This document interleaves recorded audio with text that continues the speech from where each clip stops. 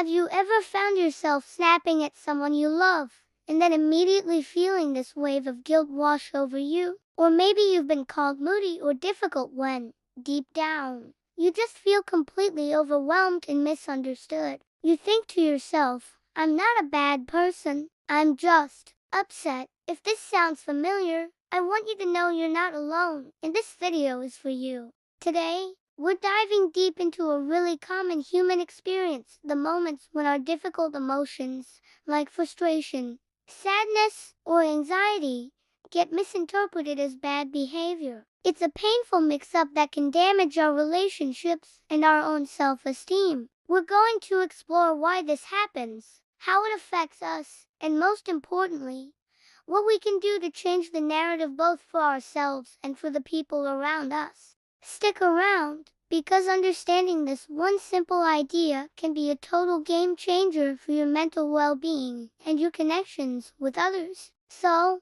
let's start with the big question. Why does being upset so often look like being bad? Think about it like an iceberg. The part we see above the water, the bad behavior, is just the tip.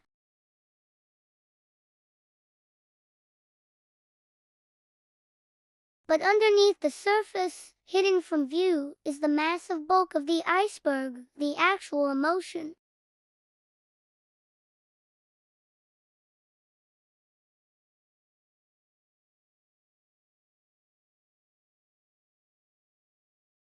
Our brains are wired for survival. When we feel threatened or overwhelmed by strong emotions, our fight or flight response can kick in. Fight might look like lashing out or becoming defensive. Flight could be withdrawing, ignoring texts, or avoiding a difficult conversation. And there's also the freeze response, where we just feel stuck and unable to act. None of these responses mean we're a bad person.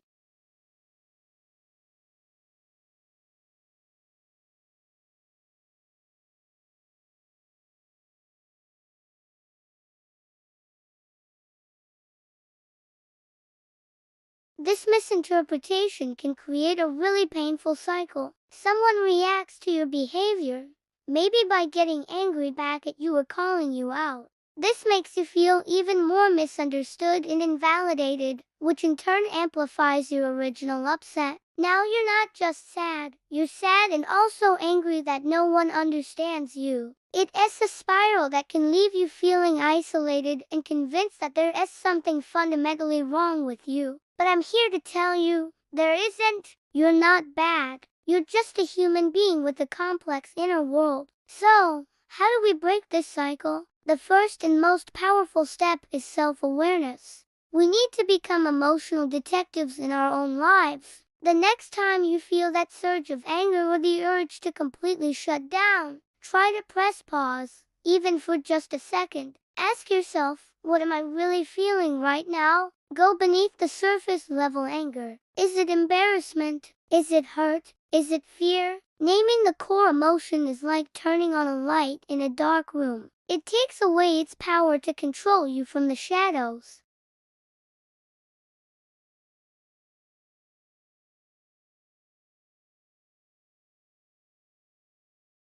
Realized I was actually feeling lonely and wanted more connection, or snapped at my kids, was feeling stressed about work and finances. Seeing it on paper helps you separate the feeling from the behavior. It gives you clarity and helps you spot patterns over time.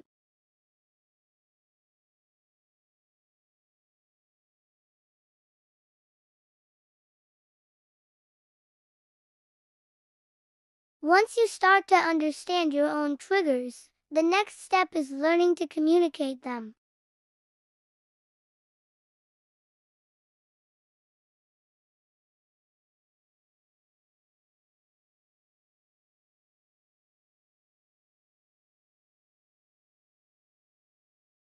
Could we talk without distractions for a few minutes? See the difference? The first one is an attack, which will almost always be met with defensiveness. The second one is an I statement. It owns your feeling and makes a clear, calm request. It invites conversation instead of starting a fight. This can feel really vulnerable at first. It's scary to say, I feel lonely or I'm scared. We've been taught to be strong and put on a brave face. But true strength isn't about never feeling difficult emotions. It's about having the courage to acknowledge them and express them in a healthy way. When you start doing this, you give the people in your life a roadmap to understanding you.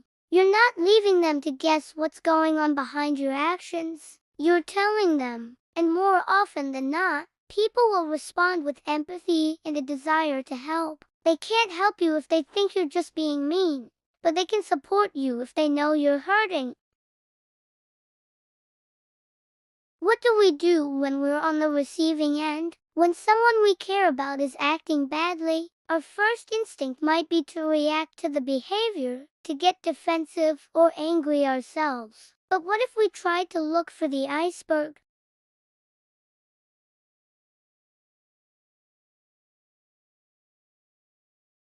What's going on? This approach, called validation, is incredibly powerful. It doesn't mean you agree with the behavior. Yelling is still not okay, but it does mean you acknowledge the underlying emotion. You're saying, I see you, I see you're in pain. By offering curiosity instead of judgment, you can de-escalate a tense situation and open the door for real communication. You create a safe space where the other person can drop their defenses and share what is really happening under the surface. It's a gift of compassion that can transform a conflict into a moment of connection. Of course, this comes with a big caveat. This is about managing everyday emotional conflicts, not about tolerating abuse or consistently harmful behavior.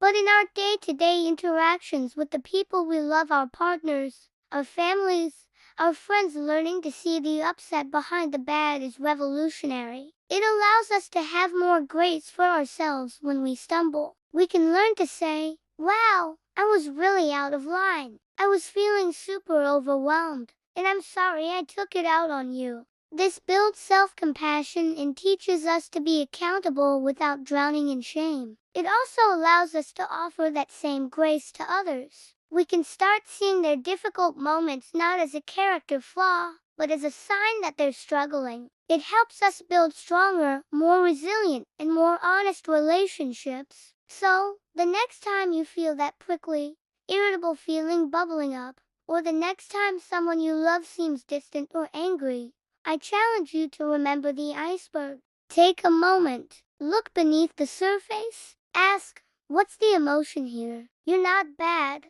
and they're probably not either. You're just human. You're upset. And recognizing that truth is the first step toward finding your way back to balance and connection. If anything in this video resonated with you, please remember that reaching out for support is a sign of strength. Talking to a therapist or a counselor can provide you with amazing tools to navigate these feelings. There are also helplines and resources available if you're ever in crisis. We'll put some links in the description below. Thank you so much for spending this time with me today. If you found this helpful, please give this video a like and consider subscribing for more content on mental well-being and building healthier relationships. I'd love to hear your thoughts in the comments. Have you ever had a moment where you were upset, but came across as bad? Let's continue the conversation down below. Take care, and see you next time.